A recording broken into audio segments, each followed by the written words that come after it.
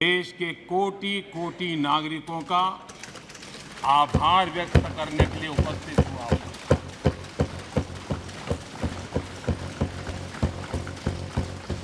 और अध्यक्ष जी कहते हैं भगवान बहुत दयालु है और भगवान की मर्जी होती है कि वो किसी न किसी के माध्यम से अपनी इच्छा की पूर्ति करता है, किसी न किसी को माध्यम बनाता है। मैं इसे भगवान का आशीर्वाद मानता हूं कि ईश्वर ने विपक्ष को सुझाया और वो प्रस्ताव लेकर आए।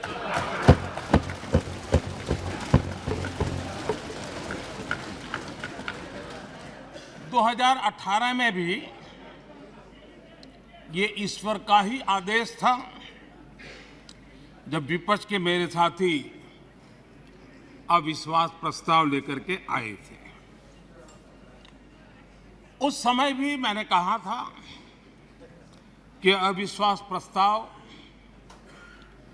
हमारी सरकार का फ्लोर टेस्ट नहीं है। मैंने उस दिन कहा था, बल्कि ये उन्हीं का फ्लोर टेस्ट है। ये मैंने उस दिन भी कहा और हुआ भी वही। जब मतदान हुआ तो विपक्ष के पास जितने वोट थे उतने वोट भी वो जमा नहीं कर पाए थे।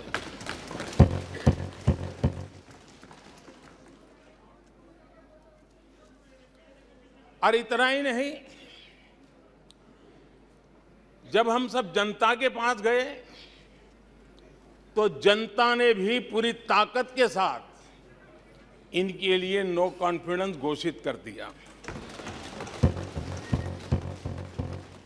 और चुनाव में एनडीए को भी ज्यादा सीटें मिली और भाजपा को भी ज्यादा सीटें मिली। यानी एक तरह से विपक्ष का अविश्वास प्रस्ताव हमारे लिए शुभ होता है।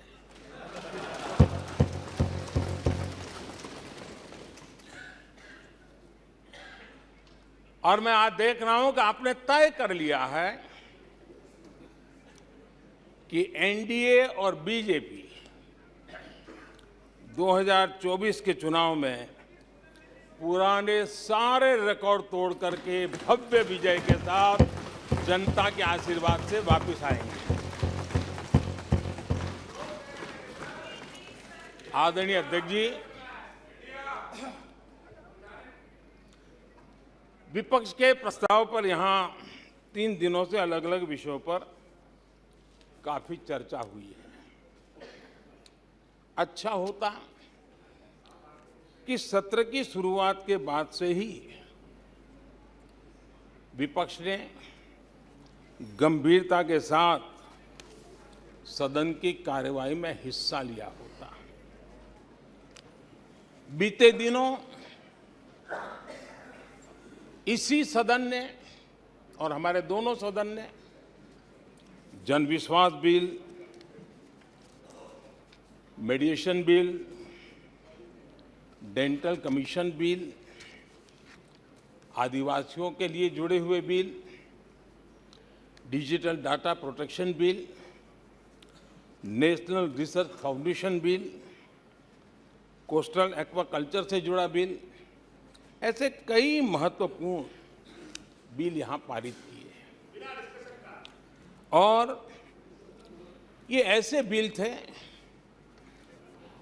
जो हमारे फिशरमैन के हक के लिए थे और उसका सबसे ज्यादा लाभ केरल को होना था। और केरल के सांसदों से ज्यादा अपेक्षा थी कि ऐसे बिल पर तो अच्छे ढंग से हिस्सा लेते, लेकिन राजनीति उन पर ऐसी हावी हो चुकी है कि उनको फिशरमैन की चिंता नहीं है। यहां नेशनल रिसर्च फाउंडेशन का बिल था।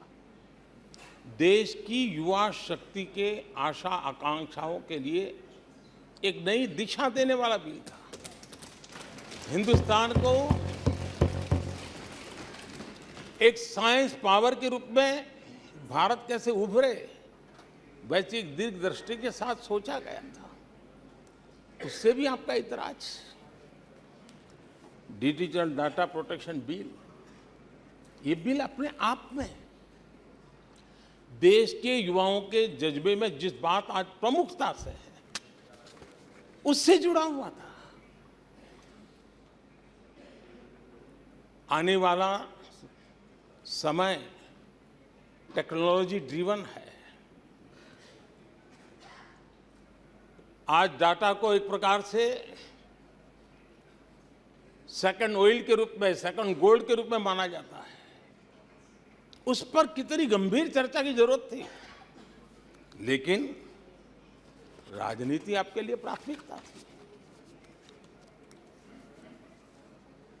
कई ऐसे बिल थे जो गांव के लिए, गरीब के लिए, दलित के लिए, पिछड़ों के लिए, आदिवासी के लिए, उनके कल्याण की चर्चा करने के लिए थे, उनके भविष्य के साथ जुड़े हुए थे।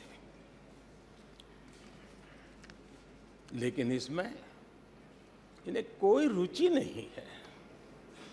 देश की जनता ने जिस काम के लिए उनको यहां भेजा है, उस जनता का भी विश्वासघात किया गया है।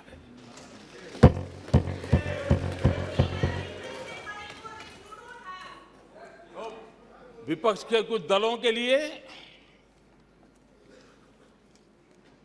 उनके आचरण से, उनके व्यवहार से उन्होंने सिद्ध कर दिया है कि देश से ज्यादा उनके लिए दल है, देश से बड़ा दल है, देश से पहले प्राथमिकता दल है। मैं समझता हूं आपको गरीब के भूख की चिंता नहीं है, सत्ता की भूख, यही आपके दिमाग पे सवार है। आपको देश के युवाओं के भविष्य की परवाह नहीं है, आपको अपने राजनीतिक भविष्य की चिंता है।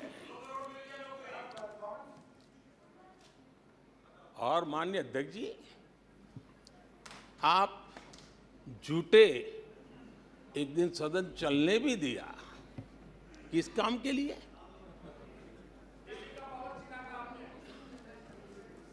आप झूठे तो अविश्वास प्रस्ताव पर झूठे, और अपने कट्टर भ्रष्ट साथी उनकी शर्त पर मजबूर होकर के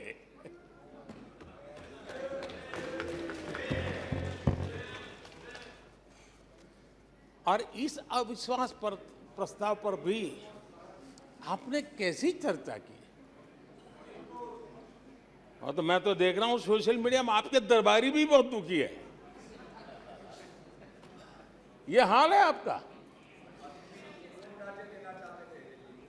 और अध्यक्ष जी देखिए, मजा इस डिबेट का कि फील्डिंग विपक्ष ने ऑर्गेनाइज की, लेकिन चौके छक्के यहीं से लगे।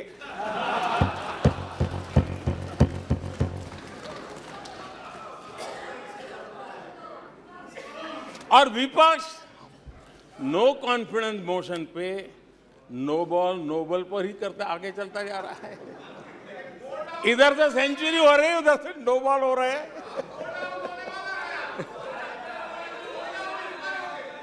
अध्यक्ष जी, मैं हमारे विपक्ष के साथियों से यही कहूंगा कि आप तैयारी करके क्यों नहीं आते जी?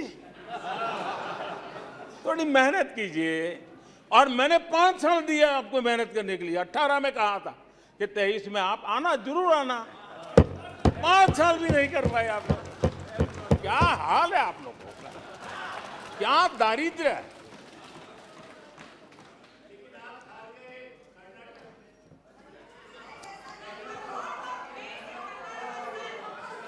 आदरणीय अध्यक्ष जी,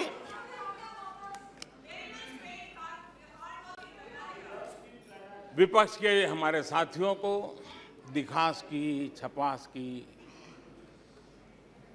बहुत इच्छा रहती हो, पर स्वाभाविक है। लेकिन आप ये मत भूलिए कि देश भी आपको देख रहा है। आपके एक एक शब्द को देश गौर से सुन रहा है। लेकिन हर बार देश को आपने निराशा के सिवाय कुछ नहीं दिया है।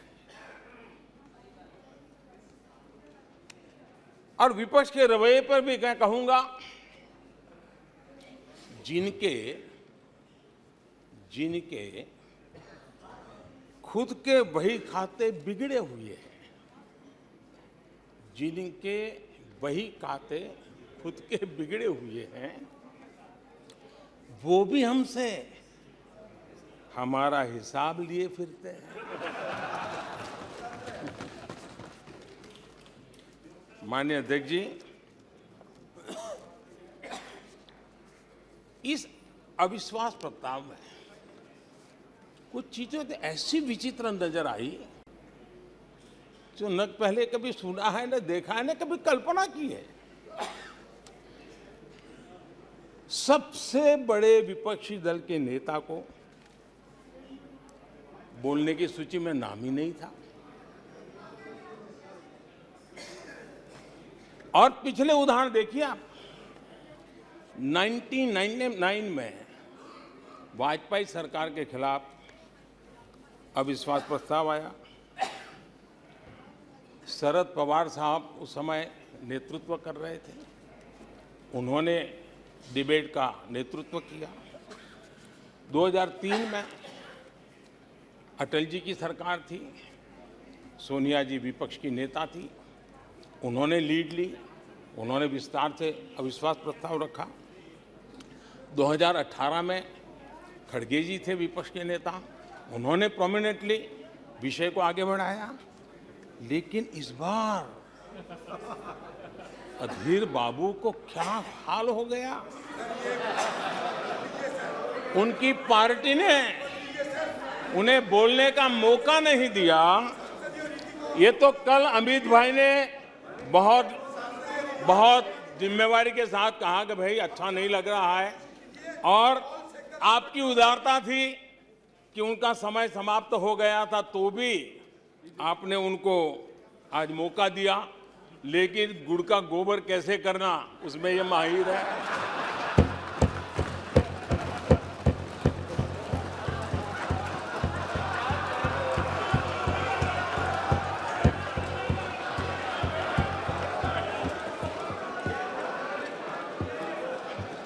मैं नहीं जानता हूं कि आखिर आपकी मजबूरी क्या है। क्यों अधीर बाबू को दरकिनारे कर दिया गया? पता नहीं कलकत्ता से कोई फोन आया हो।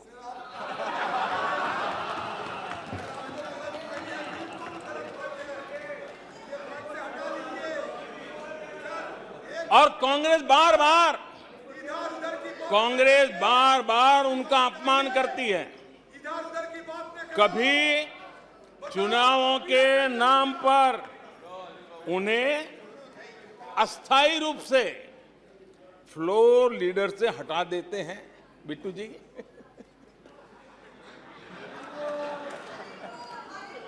हम अधीर बाबू के प्रति अपनी पूरी संवेदना व्यक्त करते हैं।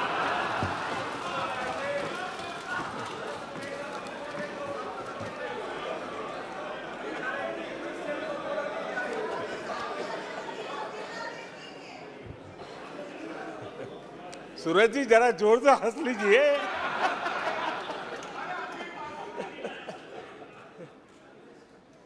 आदरणीय अध्यक्ष जी, किसी भी देश के जीवन में, इतिहास में एक समय ऐसा आता है जब वो पुरानी बंदिशों को तोड़ करके एक नई ऊर्जा के साथ, नए उमंग के साथ, नए सपनों के साथ, नए संकल्प के साथ आगे बढ़ने के लिए कदम उठा लेता है। 21वीं सदी का ये कालखंड, और मैं बड़ी गंभीरता से इस पवित्र लोकतंत्र के मंदिर में बोल रहा हूं और लंबे अनुभव के बाद बोल रहा हूं कि ये कालखंड, सदी का ये वो कालखंड है जो भारत के लिए हर सपने सिद्ध करने का अवसर हमारे चरण में।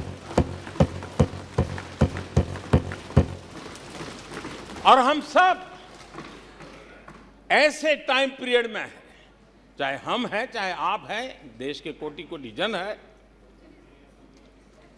ये टाइम पीरियड बहुत अहम है, बड़ा महत्वपूर्ण है बदलते हुए विश्व में।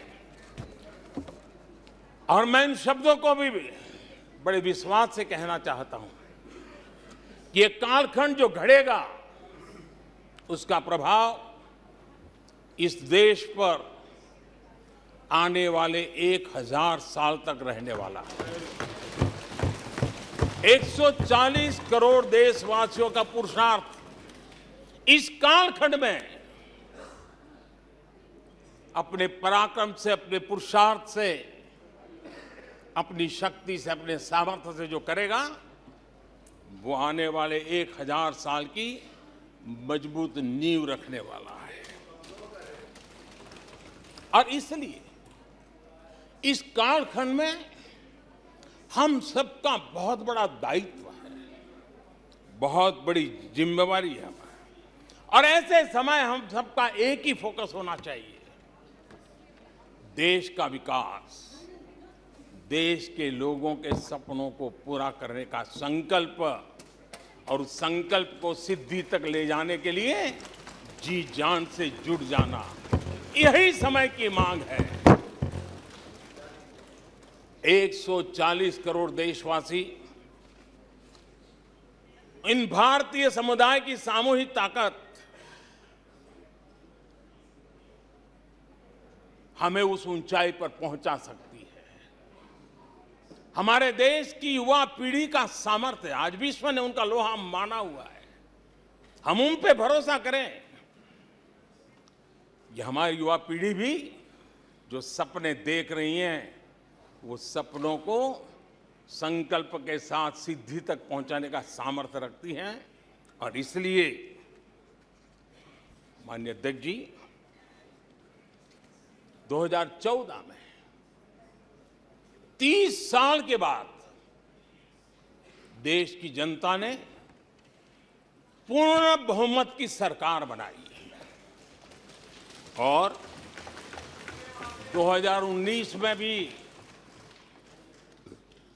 उस ट्रैक रिकॉर्ड को देख करके उनके सपनों को संजोने का सामर्थ्य कहां है, उनके संकल्पों को सिद्ध करने की ताकत कहां पड़ी है, वो देश भली भांति पहचान गया।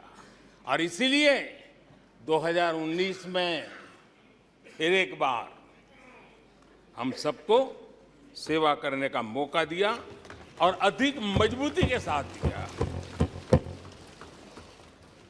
आदरणीय अध्यक्ष जी, इस सदन में बैठे हुए प्रत्येक व्यक्ति की जिम्मेदारी है कि वो भारत के युवाओं के सपनों को, उनकी महत्वाकांक्षाओं को, उनकी आशा अपेक्षा के मुताबिक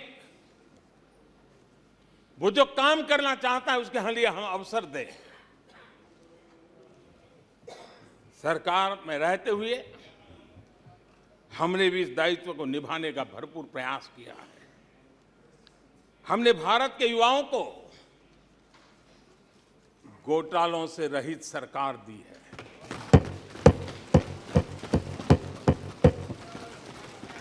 हमने भारत के युवाओं को, आज के हमारे प्रोफेशनल्स को खुले आसमान में उड़ने के लिए हौसला दिया है, अवसर दिया है। हमने दुनिया में भारत की बिगड़ी हुई साख, उसको भी संभाला है और उसे फिर एक बार नई ऊंचाइयों पर ले गए।